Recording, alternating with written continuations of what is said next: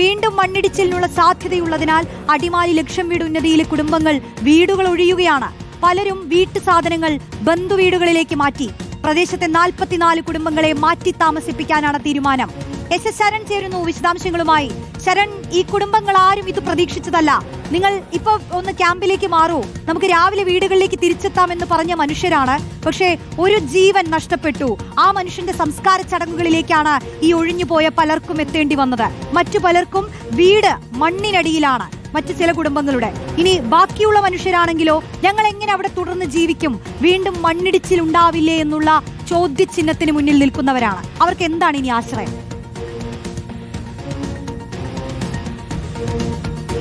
റോഷ്നി, ഇന്ന് രാവിലെയാണ് നമ്മൾ ഇവിടേക്ക് എത്തിയത്. ഇന്ന് രാവിലെ മുതൽ നമുക്ക് കാണാൻ കഴിയുന്ന ഹൃദയം നുറങ്ങുന്ന കാഴ്ചകളാണ്. അത് ഈ അടിമാലി, ഞാൻ നിൽക്കുന്ന അടിമാലി ലക്ഷം വീട് ഉന്നതിയിൽ നിന്ന് അത്തരത്തിലൊരു കാഴ്ചകളാണ് നമുക്ക് രാവിലെ മുതൽ തന്നെ കാണാൻ കഴിയുന്നത്. ഇപ്പോൾ നോക്കൂ, ഈ ദൃശ്യങ്ങൾ തന്നെ, അതായത് കഴിഞ്ഞ ദിവസങ്ങളിലൊക്കെ തന്നെ സജീവമായിരുന്ന വീടുകളാണ്. ആ വീടുകളാണ് ഇപ്പോൾ പൂട്ടിക്കിടക്കുന്ന നിലയിലുള്ളത്. അതായത് നേരത്തെ 42 വീടുകളാണ് ഇവിടെ ഉണ്ടായിരുന്നത്. അതിൽ റോഷ്നി സൂചിപ്പിച്ച പോലെ തന്നെ 8 വീടുകൾ മണ്ണിനടിയിലാണ്.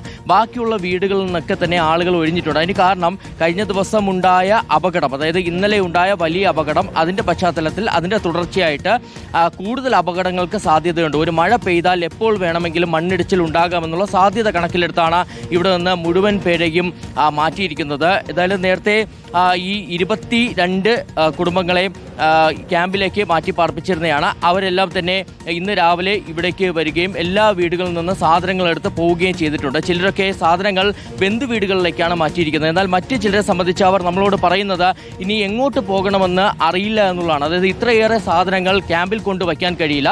അപ്പോൾ സ്വാഭാവികമായിട്ടും എവിടെ പോകണമെന്നുള്ള ഒരു കാര്യത്തിൽ ഒരു വ്യക്തതയില്ല. അങ്ങനെ അവർ പകച്ചു നിൽക്കുന്നതാണ് നമുക്ക് കാണാൻ കഴിയുന്നത്. ഇപ്പോൾ സർക്കാരിനെ സംബന്ധിച്ച് സർക്കാർ എടുത്തിരിക്കുന്ന തീരുമാനം ഇവരെ KSEBയുടെ ക്വാർട്ടേഴ്സിലേക്ക് മാറ്റുക, അല്ലെങ്കിൽ ലൈഫ് പദ്ധതിയിൽ നിർമ്മിച്ച ഫ്ളാറ്റുകളിലേക്ക് മാറ്റുക എന്നുള്ള, അങ്ങനെ 2 ഓപ്ഷനാണ് സർക്കാരിന് മുന്നിലുള്ളത്. പക്ഷെ അതിന് മുൻപായിട്ട് സർക്കാർ ചെയ്യാനിരിക്കുന്ന ചില കാര്യങ്ങൾ, അതായത് ഈ സ്ഥല പരിശോധന നടത്തി ഏതൊക്കെ മേഖലകളാണ് മണ്ണിടിച്ചിൽ ഭീഷണി നേരിടുന്നുള്ളത് ഉറപ്പിക്കേണ്ടതുണ്ട്. അപ്പോൾ അതിന്റെ ഭാഗമായിട്ട് ജിയോളജിക്കൽ വകുപ്പ് അടക്കമുള്ള വകുപ്പുകളെ ഏകോപിപ്പിച്ചുകൊണ്ടുള്ള സ്ഥല പരിശോധന നടത്തും. അതിനുശേഷമായിരിക്കും ഏതൊക്കെ മേഖലകളാണ് ഇത്തരത്തിൽ മണ്ണിടിച്ചിൽ ഭീഷണി നേരിടുന്നുള്ളത് ഉറപ്പിക്കുക. അതിനുശേഷമായിരിക്കും ഏതൊക്കെ മേഖലയിൽ നിന്ന് ആരെയൊക്കെ മാറ്റണമെന്നുള്ള കാര്യത്തിൽ ഒരു അന്തിമ തീരുമാനം എടുക്കുകയും ചെയ്യുക. എന്തായാലും ഇപ്പോൾ ഇവരെ സംബന്ധിച്ച് വലിയ ആശങ്കയാണുള്ളത്. കാരണം ഞാൻ സൂചിപ്പിച്ച പോലെ തന്നെ ചിലരെ സംബന്ധിച്ച് താൽക്കാലികമായി ബന്ധുവീടുകൾ കഴിയാം, ക്യാമ്പിൽ കഴിയാം എന്നുള്ളൊരു ആശ്വാസമുണ്ടെങ്കിൽ പോലും ഭൂരിഭാഗം ആളുകളും എവിടേക്ക് എന്നുള്ളൊരു ചോദ്യമുണ്ട്. നേരത്തെ സർക്കാർ തന്നെ നിർമ്മിച്ച് നൽകിയ വീടുകളാണ് എന്നുള്ളതാണ് ഏറ്റവും പ്രധാനപ്പെട്ട കാര്യം. ഈ വീടുകളിൽ നിന്നാണ് അവർ കുടിയൊഴിക്കപ്പെടുന്നത്. അപ്പോൾ സ്വാഭാവികമായിട്ടും അവർക്ക് വേഗത്തിൽ തന്നെ ഒരു പ്രശ്നപരിഹാരം, ഒരു വീട് നിർമ്മിച്ച് നൽകുകയോ അല്ലെങ്കിൽ ഒരു അന്തിമമായിട്ടൊരു തീരുമാനം സർക്കാരിന്റെ ഭാഗത്തു നിന്ന് ഉണ്ടാകേണ്ടതുണ്ട്. ആ നിലയിലുള്ള ഒരു തീരുമാനം ഉണ്ടാകണമെന്നൊരു ആവശ്യം കൂടിയാണ് ഇവിടെ നിന്ന് മടങ്ങുമ്പോൾ അവർ മുന്നോട്ട് വെച്ചിരുന്നത്.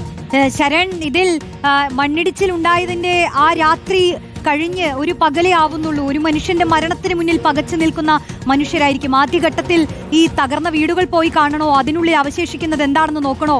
അവിടെ കാണുന്ന പലതും തങ്ങൾക്ക് പ്രിയപ്പെട്ടത് എന്തെങ്കിലും അവശേഷിക്കുന്നുണ്ടെങ്കിൽ അത് പെറുക്കിയെടുത്ത് വരണോ?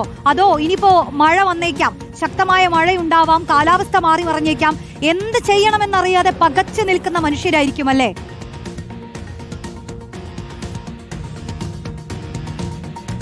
റോഷി, തീർച്ചയായിട്ടും ആ ഒരു കാഴ്ച തന്നെയാണ് നമുക്ക് രാവിലെ മുതൽ കാണാൻ കഴിഞ്ഞിരുന്നത്. ഞാൻ സൂചിപ്പിച്ചതുപോലെ തന്നെ നമ്മൾ ഇവിടെ എത്തിയപ്പോൾ ആളുകളൊക്കെ സാധനങ്ങൾ എടുത്ത് മടങ്ങുന്നത്, അതായത് ഒരു ആയുസിൽ എന്തൊക്കെ സമ്പാദിക്കാൻ കഴിയുമോ അങ്ങനെ സമ്പാദിച്ച് വീട്ടിൽ വെച്ചിരുന്ന കാര്യങ്ങളുമായിട്ടാണ് അവർ മടങ്ങിയിരിക്കുന്നത്. നമുക്ക് ദൃശ്യങ്ങൾ കൃത്യമായി തന്നെ നമ്മൾ കണ്ടിരുന്നതാണ്.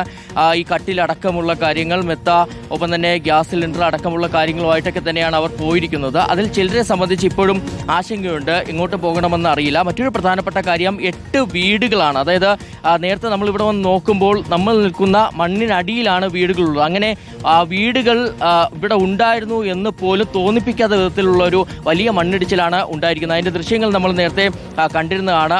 വലിയ തോതിൽ തന്നെ മണ്ണ് ഇടിഞ്ഞ് വീഴുകയാണ് ചെയ്തിരിക്കുന്നത്. അപ്പോൾ അതിന് ഉള്ളിൽപ്പെട്ടിരിക്കുന്നത്, അതായത് 6 വീടുകൾ ഈ പൂർണ്ണമായും, ഈ 2 വീടുകൾ ഭാഗികമായും തകർന്ന നിലയിലാണ് ഉള്ളത്. എന്തായാലും അവർക്ക് കൂടി ആ വീട് നിർമ്മിച്ച് നൽകേണ്ടതുണ്ട്. സ്വാഭാവികമായിട്ടും അതിന് അനുകൂലമായ തീരുമാനം സർക്കാരിന്റെ ഭാഗത്തു നിന്ന് ഉണ്ടാകണമെന്നുള്ളതാണ് ഇവർ മുന്നോട്ട് വയ്ക്കുന്ന ആവശ്യം. തീർച്ചയായും പകച്ചു നിൽക്കുന്ന മനുഷ്യരാണ്, വേദന അനുഭവിക്കുന്നവരാണ്. അവർക്ക് ആശ്രയമായുള്ള തീരുമാനങ്ങൾ എത്രയും പെട്ടെന്ന് ഉണ്ടാകട്ടെ എന്നുള്ളതാണ് പറയാനുള്ളത്. നമുക്ക് കൂടുതൽ വിശദാംശങ്ങളിലേക്ക്